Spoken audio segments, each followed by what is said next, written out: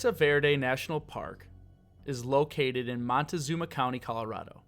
It's 371 miles southwest of Denver, which is about a little under 7 hours of a drive by car. It was established in 1906 by Theodore Roosevelt. The park occupies 52,000 plus acres, roughly the same size as Seattle, Washington. The park protects some of the best preserved ancestral Puebloan, geez, I can't get that right, ancestral Puebloan archaeological sites in the United States. Now, this park sees just over 500,000 visitors per year.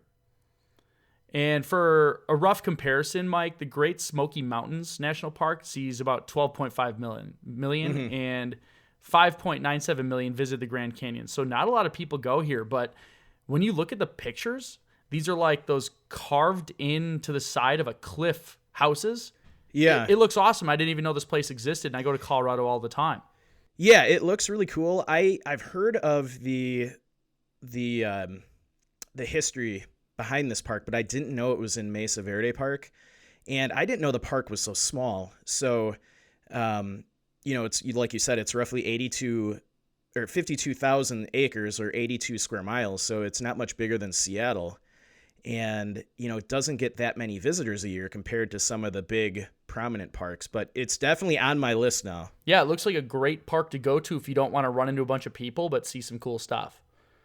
So some facts about it.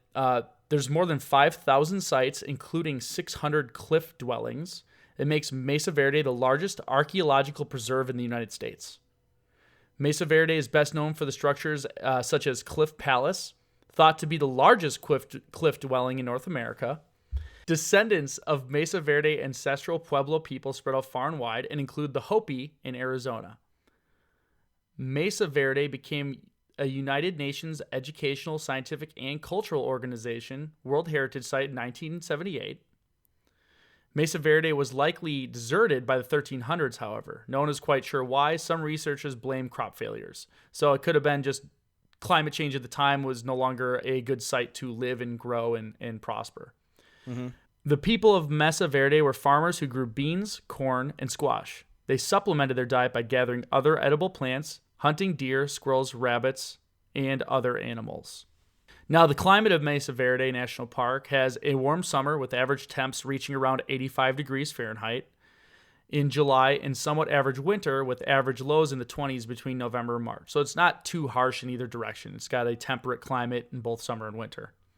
The park averages pretty persistent 1 to 2 inches of precipitation each month the entire year, with the peak in August at 2.25 inches and the low in June with only about a half an inch. We're dealing with a real temperate climate, like not too much rain, not too much heat, doesn't get too cold. So if you're there in, spring, summer, fall months, it's going to be pretty pleasant. No real big predatory animals in the area. We mentioned what the Native American tribes would hunt back then. So there's nothing too dangerous that would be of consequence if you're out backpacking or hiking. The visitors encounter rugged terrain at an elevation of 7,000 to 8,500 feet. Steep cliffs, deep canyons, and narrow trails can be a danger to all visitors. Hiking trails range from easy loops to strenuous hikes up elevation, and exposure can be a concern at the higher elevations or in peak seasons. So, hot summer days that go up higher than normal or very cold winter days. Outside of that, I'd say your basic Colorado weather. Yeah, exposure is an issue in any park where you're getting up in elevation, so that's not unusual. With such a temperate climate there, I think, it's, unless you're caught in a, bad winter storm, you're probably going to be okay. Sure.